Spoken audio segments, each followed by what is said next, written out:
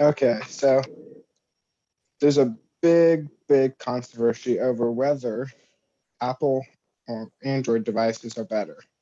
It's been a battle that's been going on forever, and it starts with just phones, but it goes even beyond phones now because there's laptops and different things that have that type of a battle. And so, while they still have other things, we're going to mainly kind of focus on the phones and just kind of some of the features to see which one's better.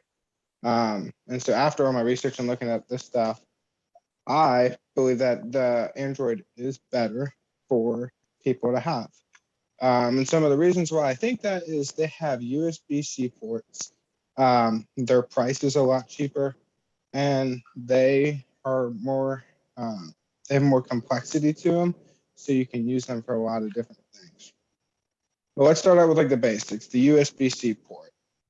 People want to know, why is that important? Who really cares about a USB-C port? It's just a charging port.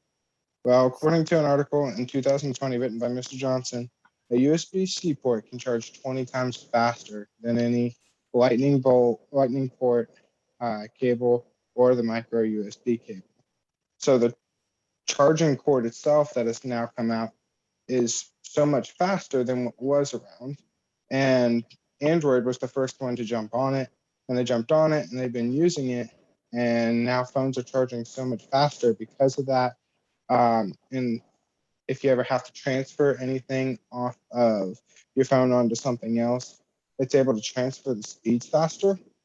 Um, Also, this new plug has been used now in laptops. So, people wonder, how good is this cord?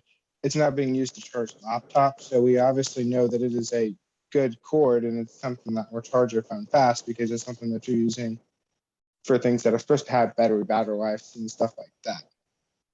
But it's not just the USB-C port, it's also the prices. The prices of phones, according to Statista in 2016, that Apple devices were $450 more expensive than Android devices. Now, that was 5 years ago, but you even have to still take into account now that it's a lot of the same type of a market where Apple has more expensive devices.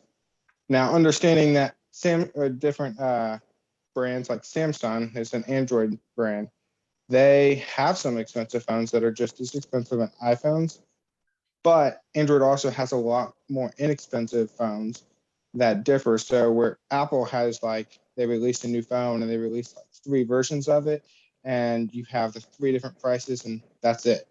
With Android, you have almost billions of different options because it's not like I said. There's Samsung, there's LG, there's Motorola. There's so many different brands, and they're coming out with so many different phones.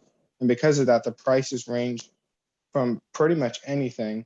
So you can just pick a price and kind of that's what you want to go with, and you can get that. Where Apple doesn't really have that as much because of that, their brands. You can also see it when it comes to laptops and how laptops for like Apple is more expensive than laptops for like HP and different things like that. And why that's important to this with the phones is because you can connect your phones to your different electronics. So, you know, Apple devices connect to Apple laptops, and the different Android devices connect to different Android laptops. And if everything is cheaper on the Android side, which is why it makes it a bigger difference, is because not only are you paying less for a phone, but you can also pay less for a laptop as well that is compatible with your phone. And so beyond prices and all of that stuff, there's the complexity of the phone. According to Goodwin, a blogger, in a blog he wrote in 2020, iPhone, you can pick up an iPhone, just have one iPhone, and use it once, and then go to a different iPhone and use that one, and it's the same or close enough to the same that you can figure it out. iPhones have that thing where all the iPhones are practically the same when you pick them up and use them. So it makes it very easy for anybody to use an iPhone. And then if you get a new phone, there's not typically too heck of a lot of changes. And it's pretty easy to just to pick up on what else is new on it. Whereas Androids, you can go in and do all types of different things. and they can be so much more complex. So I'm going to go ahead and call myself out. I'm a Star Trek fan. So I've seen this thing where on Android devices, you can take the Star Trek computer, that's like the computer for the ships, and you can actually make that your like home screen and theme. And I've seen some people do this, and I look at their devices and I'm like, I have no idea how you would use your phone because it's so foreign. But that's one of the things that Android has that Apple doesn't. Apple, you can only do different themes and stuff. So it's something kind of a little different that Androids that can have. So there's a lot more to learn with that.